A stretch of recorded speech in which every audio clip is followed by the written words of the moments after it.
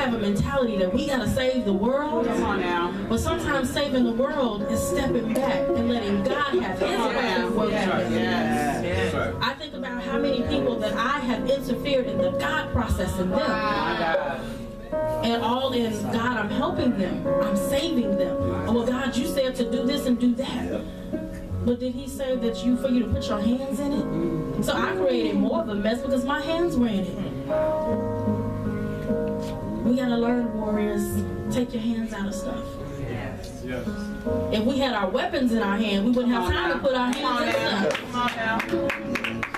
So it's time to pick up our weapons. Go back to the throne room. Pick up your weapons. It's time to go out and fight. And quit sitting in the corner hiding, hoping a rock don't come your way. The enemy is throwing arrows and you scared of a rock. It's time that we rise up and be the warriors that God ordained us to be, not that Pastor ordained us to be. Not that Mama said we would be. Some of us are even still seeking validation from our parents. They don't understand us. They'll never give us the validation that we need. And I speak that from experience. Almost 40 years old, still vying for the respect and the love and honor of a daughter. And God said, they'll never be able to give it to you because they'll never understand you. So stop looking. When we would get peace with that, we can move into our next place. But we're so busy stuck here as this wounded little girl or this wounded little boy. Oh God, I was molested.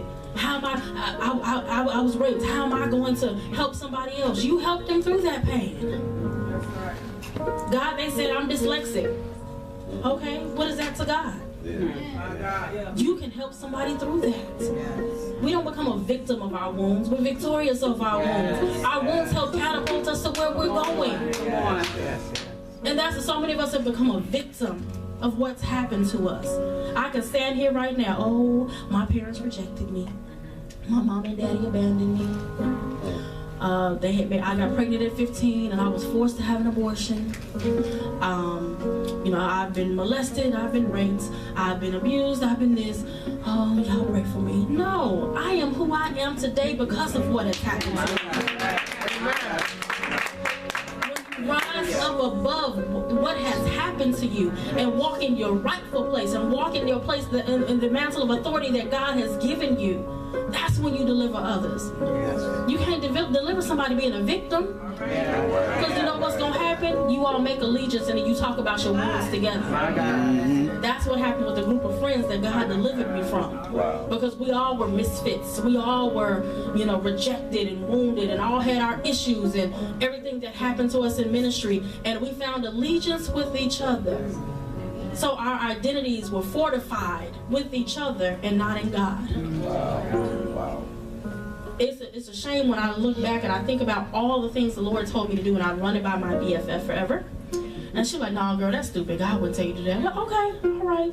Let me go back to the throne room. Wow. Then I found out she's doing the same thing that God told me to do. That's why we have to be careful who we share our intimacy with. We're intimate with people who mean us no good. And it's not that their motives or intentions are to be malicious, but their wounds have made them that way. Look out. So it's time that we rise up and we get back in the secret place. I think a lot of us think we got to be all broke down and be in a secret place. No, God says that Christ came that we would come boldly to the throne of grace. So we don't have to be all broken all the time. Sometimes we take that righteous indignation that rises up on the inside of us and go to the throne room and we decree and declare and establish what needs to be established in our lives. Something as simple as a plane ride. When I text Apostle Candace, I said they said 5:45. Our flight was supposed to leave at 3:45. And I sat there, I was like, no, I'm not missing Apostle Kevin. No, I'm going to get, that's why I decree and declare I'm on this plane. And literally 15 minutes, I was on that plane. But God will use small instances to show us our authority in Him. It's small things. I'm a major control freak. I got to be in control of everything that concerns me. God is yet delivering me, y'all. Yes, I need to be delivered. Yes, Lord. Y'all pray for Apostle. I need a lot of deliverance, y'all. So, something as simple as a plane ride, God was showing me where I needed to release certain things and allow Him to be in control. I've never been fearful of a plane ride a day in my life. I'm on the plane and I'm like, Jesus, I know you got this plane because you got me on this plane. I got an assignment to fulfill. Jesus, every little thing I'm grabbing onto the chin. I'm like, okay, get me off this plane, God. Hurry, get me off this plane. I was praying for the plane to be supernaturally transported and we landed in Houston. And finally I said, Jesus, just put me to sleep. Just put me to sleep. Because I knew I hadn't had any sleep. I said, Jesus, just put me to sleep. And I went to sleep. And when I woke up probably 15 minutes before we were getting ready to land in Houston. But God was showing me that if you would relinquish control of your life and give me the control that I desire to have, you wouldn't struggle with these fears. Some of us are struggling with fears that God never intended for us to struggle with. Just like I was sharing with somebody, I forgot who I was talking to. I had to have an MRI about a month ago because I was injured in a car accident we had in October. So I had to have this MRI. Now I've had plenty of MRIs. Never had an issue. I was like the MRI trooper. Like, yeah, let's go. Let's do this. And so I don't know what happened this go round. I was going through get ready for the MRI. So they put the little cage around my head. And I was like, oh, okay. Now I've done this before. This is not new to me. So I'm saying, like, okay. So then they slide me back, and the shield goes over my face, and I said, and that has never happened to me. But when I began to hyperventilate, I began to panic. My mind was racing, and so much to the point, the text said, "Are you okay? Because we see you're hyperventilating. Do I need to pull you out?" And because I'm prideful, I'm like, no, I'm good. Just hurry up, get done. Just hurry up, get done. I'm sitting there, I'm like, Jesus. So at that point, I said, Jesus. You know, I'm like, calm myself down. I came out, my husband was like, what's wrong? I'm like, nothing, just get me out of here. Just get me out of here, because I was that traumatized from being in this little capsule. Mind you, I've done this before. I've done this plenty of times before. When I was dealing with brain cancer, I had to deal with it several times.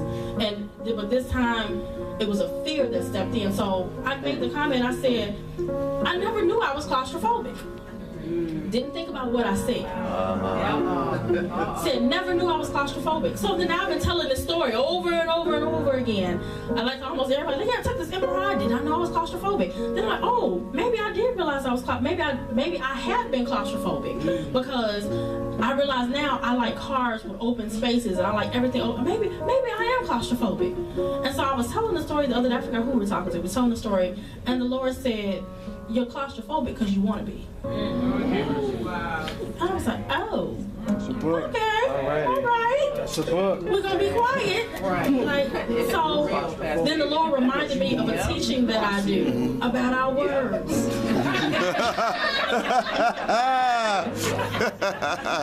Yeah, okay. Yeah, because you want to be. Right. I'm like, Burris, I was liking you at first. But the Lord just began to show me.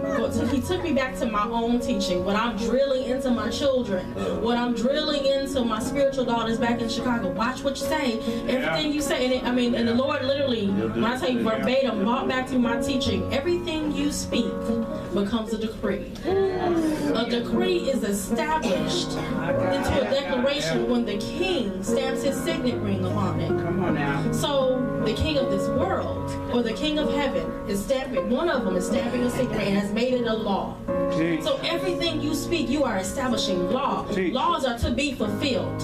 So everything you speak, you're establishing as a law over your life. That's why we have to be careful for our words. And a declaration cannot be canceled. You have to make another decree, which establishes another declaration to cancel out what you just said. You don't believe me? Look it up in Esther. We have to watch what we say. And ultimately, everything that we say frames what we think here and what we feel here. Say it again. And so many of us have established altars of high places in our hearts because of what we speak. When we're angry and we speak things out of a heat of passion, and we've said things against our brothers and our sisters, against our pastors, our parents, our spouses, we've established altars and high places based off of the negative things that we've said. But in the secret place, those altars are torn down. we got to get back to the secret place. If you've never ran anywhere else, you run to the secret place. And oftentimes, us in our wounds, we run away from the secret place. God never meant for us to run away from. That's why Christ came, that we would have access to God. Unlimited, unconditional access. He came to give us that straightway walk. Like if I want to walk from here to the back of the room, I can with no hindrance. That's what Christ did for us, so we can boldly come to God and say, we don't need a high priest to go on our behalf. That's right. Mm-hmm. And we're so busy running from the access that we have. We would be victorious in more things if we walked in the authority that God gave us as warriors and ran to the throne room. Would you breathe on me, Jesus?